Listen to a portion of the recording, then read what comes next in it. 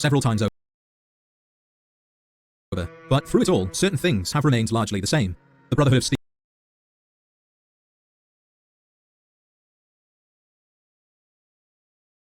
wants to preserve technology, super mutants want to transform humans using FEV, and the Enclave yearns for world domination.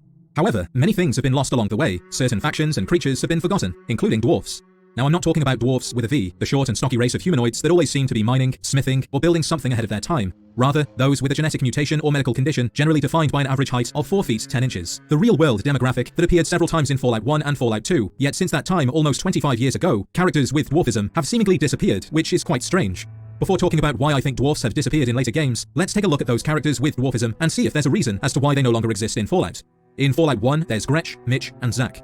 Gretch is a rather rotund fellow found in the basement of the hospital in Junktown. Gretch is responsible for chopping up human bodies, the patients that have died either due to their injuries or as a result of murder, the parts of which are then sold to Iguana Bob and rebranded as Iguana Bits. Next is Mitch, the owner of the all-in-one store in the hub's downtown area. Mitch sells an assortment of useful items and is happy to sell to anyone, regardless of their looks, so long as they have the caps, that is. And then there's Zach, who much like Mitch is a merchant, selling equipment to weary travelers, only instead of running his own store, Zach works for the gun runners in the boneyard. So far there's nothing disrespectful about these characters and no reason as to why they would be removed from later games. In Fallout 2, there's Buster, Duppo, Mickey, and Stuart Little, so 7 dwarfs in total.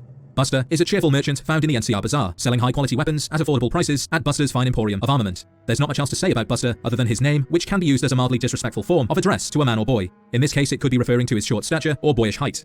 Next is Duppo, who may be the busiest man to ever live in Fallout. Duppo runs the biggest shop in NCR's downtown area. He's the head of the Stockmen's Association, an alliance of wealthy Brahmin barons, and he also runs an illegal casino in the back of his shop. The funny thing about Duppo is he runs this illegal casino right across the road from the NCR's police station.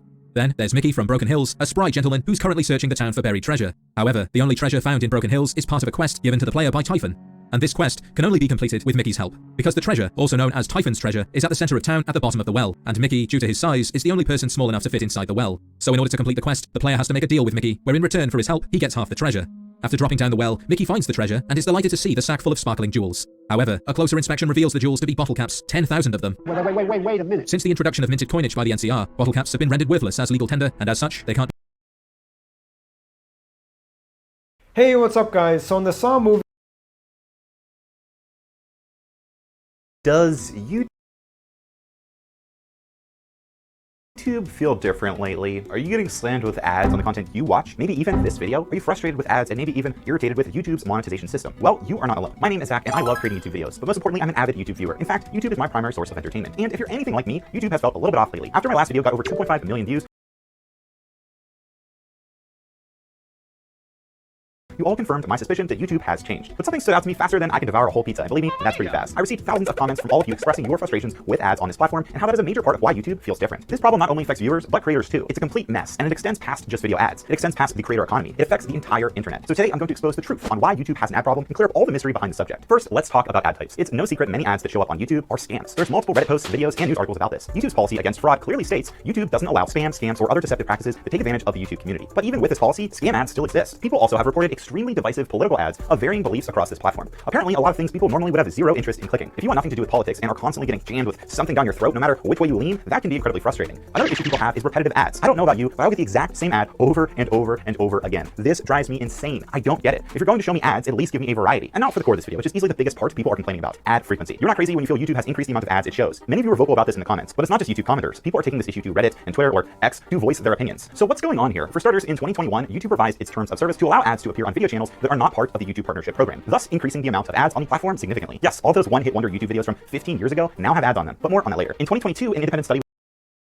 constantly getting jammed with something down your throat, no matter on the subject. First, let's talk about ad types. It's no secret many ads that show up on YouTube are scams. There's multiple Reddit posts, videos, and news articles about this. YouTube's policy against fraud clearly states YouTube doesn't allow spam, scams, or other deceptive practices that take advantage of the YouTube community. But even with this policy, scam ads still exist. People also have reported extremely divisive political ads of varying beliefs across this platform. Apparently, a lot of things people normally would have zero interest in clicking. If you want nothing to do with politics and are constantly getting jammed with something down your throat, no matter which way you lean, that can be incredibly frustrating. Another issue people have is repetitive ads. I don't know about you, but I'll get the exact same ad over and over and over again. This drives me insane. I don't get it. If you're you're going to show me ads, at least give me a variety. And now for the core of this video, which is easily the biggest part people are complaining about, ad frequency. You're not crazy when you feel YouTube has increased the amount of ads it shows. Many of you are vocal about this in the comments, but it's not just YouTube commenters. People are taking this issue to Reddit and Twitter or X to voice their opinions. So what's going on here? For starters, in 2021, YouTube revised its terms of service to allow ads to appear on video channels that are not part of the YouTube partnership program, thus increasing the amount of ads on the platform significantly. Yes, all of those one-hit wonder YouTube videos from 15 years ago now have ads on them, but more on that later. In 2022, an independent study was done by GammaWire.com that found YouTube has increased the amount of pre-roll ads it shows viewers by 45%. Now this study was done last year, so please let me know in the comments if you feel there's been an increase over the last year or not. Now one theory why YouTube is increasing the amount of ads it's placing is due to advertisers. Advertisers have been lowering their marketing budgets over the last year. When a recession occurs, marketing typically goes first, and companies lower their quarterly advertising budgets. Here's a Zoic's ad rate index. This is something advertisers use to compare ad rates over the years. Here's recently, and here's a couple years before. Those are millions of dollars in difference. If YouTube is getting less advertisers to fill their ad slots, they're likely to offer cheaper pricing for advertisers and repeat ads. That way, they can maintain their bottom line. Regardless, it's no secret that the volume of ads on the site is a controversial topic. And before all you YouTube Premium users dismiss this whole video and say, oh, just get Premium, YouTube Premium just went up in price this year. Between paying for a cell phone, internet, maybe Netflix, or any other streaming service, that adds up. And others feel the same. In 2020, less than 9% of all YouTube users in the US subscribed to Premium. In recent years, studies show that that number is expected to remain around 9 to 10%. So this greatly affects about 90% of us. With all these streaming services increasing their price, to me, it's no surprise that not that many people want to pay for YouTube Premium. Now you might be quick to blame creators in this whole situation because creators determine how many ads you're seeing, right? Well, prepare for me to blow your mind. Creators actually don't know when an ad is going to play on a video and how many ads you will see. It says right here, and YouTube has confirmed this. This is YouTube's editor. This is where creators can put mid-rolls into their videos. It says right here, these mid-rolls, these ad placements are not guaranteed. So a creator could put 5 spots for a mid-roll and you could only get 1 ad. And the inverse, you could get all 5 spots triggered and get all 5 ads. It depends on your viewing pattern, your own consumer profile, how likely you are to click off a video if an ad is played, and more. All this information YouTube has and creators do not. They're guessing. So it's difficult for a creator to know how many of these mid-roll opportunities they should add. I mean, most creators are creating content for free and most viewers want to support their favorite creators, but it's impossible for a creator to know just how many mid-rolls they should add. Most creators want to be fair, but also want to make money. So this situation just creates a massive dilemma. Now, it's not just mid-roll confusion that is a major issue with the system for creators and viewers. A lot of how the system is set up is confusing for most people. Let me share a personal example. If you had to guess how much ad revenue my last video generated, which obtained over 2 million views in less than a week, what would you guess? $1,000, $5,000, $10,000? Well,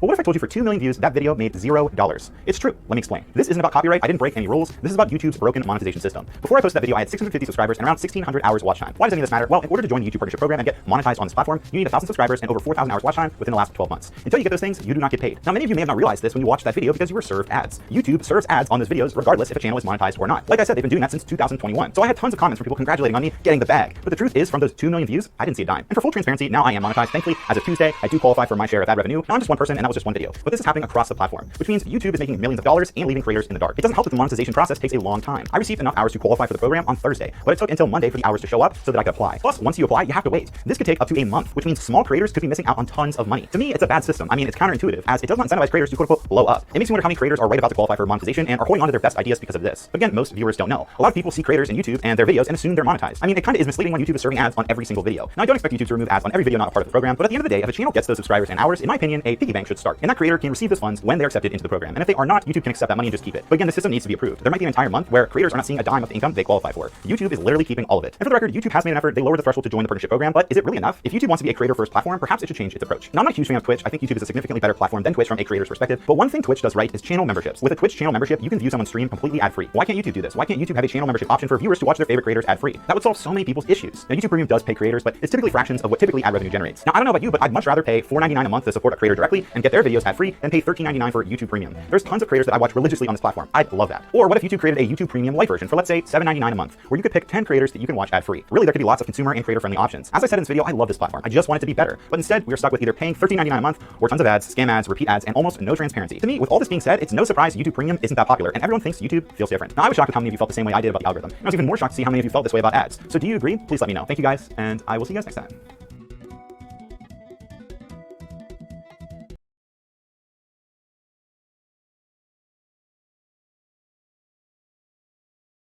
Movies, John Kramer, the main antagonist, says on multiple occasions that he has never killed anyone and that his gruesome death traps leave it up to the players to decide if they want to live. I've never murdered anyone in my life. The decisions are up to them. But sometimes that philosophy didn't really hold up. In this video, we'll look at some of the most unbeatable saw traps. By the way, I'm not going to be counting any of the traps that were completely rigged, where there was no chance to escape, or any of the traps that happened in a dream sequence like Joe's death. We're only going to be counting the ones that technically were escapable, but were basically impossible if you were to follow the rules. One of the most unbeatable traps, which also left quite an impression on most people, is the needle pit from Saw 2. It will be like finding a needle in a haystack. In the trap, 5 people are locked in a room trying to get an antidote to the poisonous gas they're breathing. However, the shot they need is behind a locked door, and the key is at the bottom of a pool filled with needles. Now, in my video of how to beat this trap, I mentioned that you can take a lot of the blankets in the room and wrap yourself in it in order to avoid getting pricked by the needles. However, the context of the trap might not really allow for that. What happens is that none of the 5 players want to go into the trap, obviously. But then Xavier, the buff guy, throws Amanda inside and forces her to look for the key and won't let her out before. So if you're thrown in here by this dude, he's probably not going to react too kindly if you start wasting time by asking for protective blankets. And even though a blanket or something like that might protect you, rolling around in sharp metal and broken glass will still probably result in a few small cuts. And with that, you'll get the 5,000 diseases on those needles. But you know what? At least in the needle pit, you know what you're supposed to do. Because the original Saw had one trap that to a lot of people didn't even make any sense. And that is the flammable jelly trap. Hello, Mark. If you're so sick, then why do I have so many photos of you up and about?